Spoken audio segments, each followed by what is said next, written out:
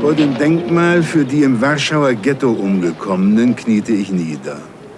Ich habe mich, trotz hämischer Kommentare in der Bundesrepublik, dieser Handlung nicht geschämt. Der Kniefall von Warschau, den man in der ganzen Welt zur Kenntnis nahm, war nicht geplant. Unter der Last der jüngsten Geschichte tat ich, was Menschen tun, wenn die Worte versagen. So gedachte ich der Millionen Ermordeter. Ich dachte auch daran, dass Fanatismus und Unterdrückung der Menschenrechte trotz Auschwitz kein Ende gefunden haben.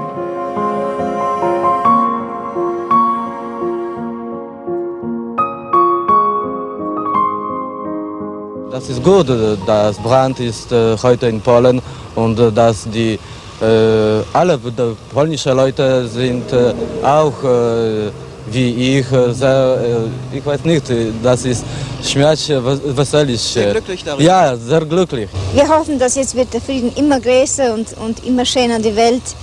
Ja, wir sind sehr erfreut mit dem Unterschreiben, denn das ist, ich denke, gut für Polen und für die Deutschen.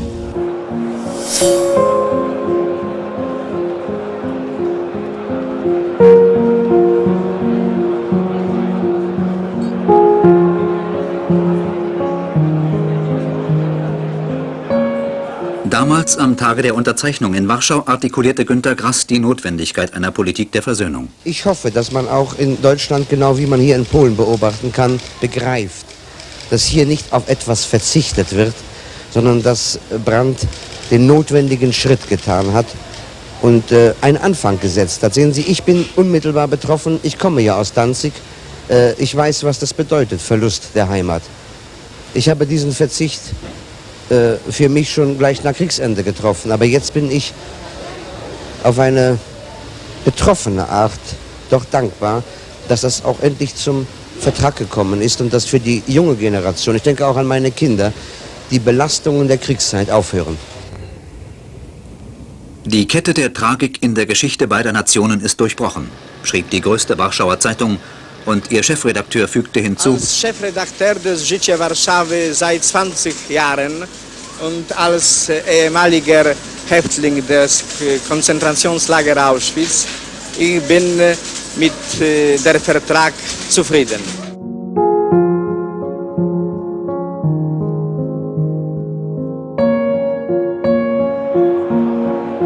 Es war völlig klar, ohne den Gewaltverzicht zur Veränderung bestehender Grenzen, gleichgültig wer sie gemacht hat, wann sie gemacht, wo sie liegen, gibt es in Europa keinen Frieden und keine Stabilität.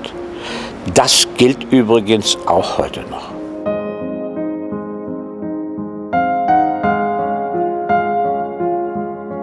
Wandel durch Annäherung heißt der politische Leitgedanke, der seit 1963 immer wieder anklingt.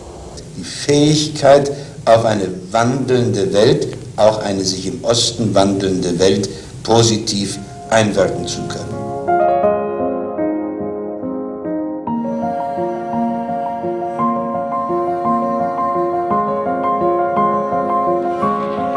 Als Willy Brandt im August 1970 nach Moskau kam, hatten die Verhandlungsdelegationen bereits seit einem halben Jahr an einem Vertragsentwurf gearbeitet. Zunächst unter der Leitung von Staatssekretär Egon Bahr, dann zwischen den Außenministern Scheel und Gromyko wurden Formeln zum beiderseitigen Verzicht auf Gewalt und Gewaltandrohung und die Unantastbarkeit der Grenzen in Europa gefunden. Eine völkerrechtliche Anerkennung der DDR konnten Gromyko und Ministerpräsident Kosygin nicht durchsetzen. Die deutsche Seite beharrte auf dem Selbstbestimmungsrecht auch für das deutsche Volk. In einem offiziellen Brief teilte Außenminister Scheel der sowjetischen Regierung mit, dass die Bundesrepublik sich durch den Moskauer Vertrag nicht gehindert fühle, das Ziel der deutschen Einheit zu verfolgen. Manche Experten sprachen von einer befreienden Wendung für die Stellung der Bundesrepublik Deutschland in der Welt. Andere von einem Erfolg der Sowjetdiplomatie. In einer feierlichen Zeremonie im Katharinensaal des Kreml setzten am 12. August 1970 Bundeskanzler Brandt und Ministerpräsident Kosygin ihre Unterschriften unter den Vertrag. Besonders heftig bekämpfte die Opposition im Bundestag das Vertragswerk mit dem Osten, an vorderster Front Franz Josef Strauß. Meine politischen Freunde und ich sind der Überzeugung, dass diese Verträge in der vorliegenden Fassung, die über den militärischen Gewaltverzicht und die Bereitschaft zur Zusammenarbeit hinausgeht, einen Bruchpunkt in der deutschen Nachkriegsgeschichte bedeuten, auf einer Straße, an deren Ende nur Unheil stehen kann. Bundeskanzler Brandt, der seine Mehrheit im Bundestag nach Übertritten einiger Abgeordneter zur Opposition verloren hatte, konnte dennoch die Ostverträge in Bundestag und Bundesrat durchbringen.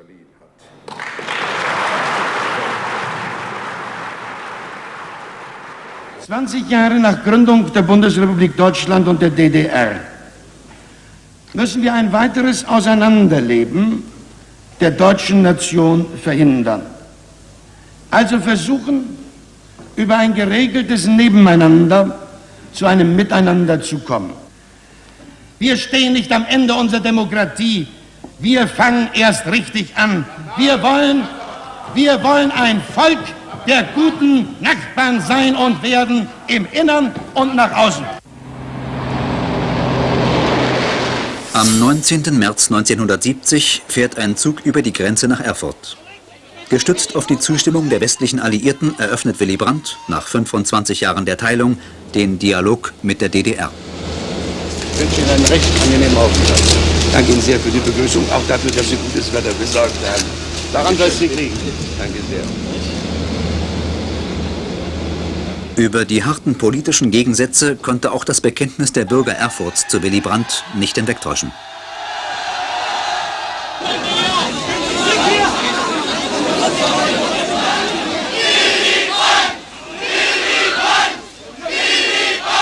Bei der ersten Begegnung nehme ich an, dass da nicht allzu viel rauskommen wird. Aber es ist doch ganz schön, wenn sich die beiden Staatsmänner erst mal zusammenfinden. Ich halte es für die Bevölkerung für nützlich, dass sie eben mal sieht, was die Meinungen der beiden Parteien sind. Aber ich sehe keine Erfolge und knüpfe auch keine Erwartungen daran. Ich glaube nicht, dass viel da was rauskommt. Ich bin aber der Meinung, man sollte zwischenmenschliche Beziehungen erleichtern.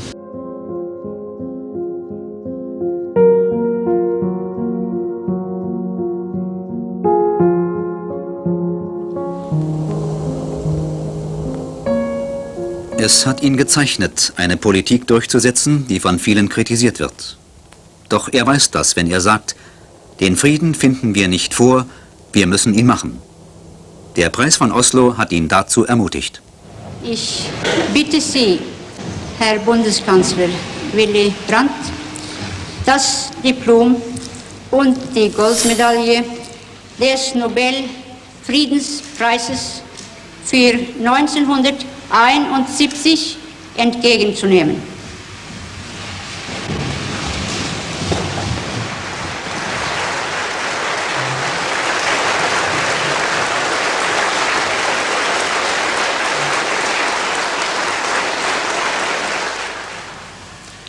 Ich bedanke mich aufrichtig und will alles tun, um in meiner weiteren Arbeit dem nahe zu kommen, was viele von mir erwarten. Wir sind hier in Fridtjof Nansens Land. Auch im übertragenen Sinne gilt seine Mahnung. Skynd handle, för det är för sent och angre. Beeilt euch zu handeln, ehe es zu spät ist, zu bereuen.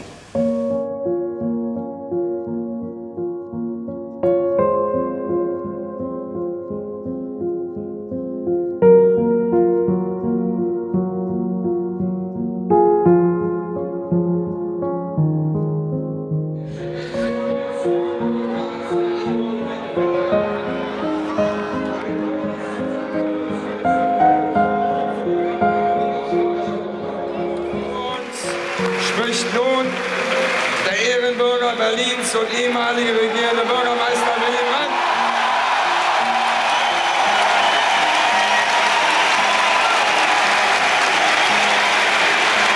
Meine Überzeugung war es immer, dass die betonierte Teilung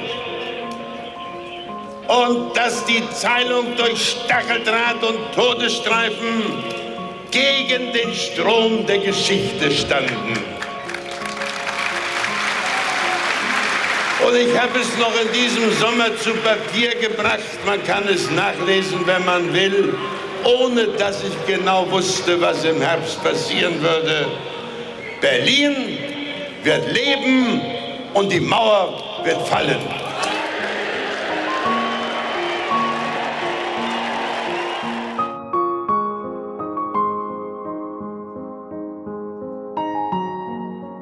Trauer um Willy Brandt. Im Berliner Reichstag erwiesen Politiker aus vielen Teilen der Welt dem Sozialdemokraten und ehemaligen Bundeskanzler die letzte Ehre. Bundespräsident von Weizsäcker. Das Leben eines Großen hat sich vollendet. Er hat eine Epoche geprägt. Er war ein Versöhner der Deutschen mit sich selbst. Er hat das Verhältnis der Deutschen zur Welt wie auch der Welt zu Deutschland verändert. Es war Willy Brandt vergönnt, seine Vision eines vereinigten Deutschlands noch erleben zu dürfen. In der Stadt, die ihn geprägt hat. In Berlin findet er seine letzte Ruhestätte.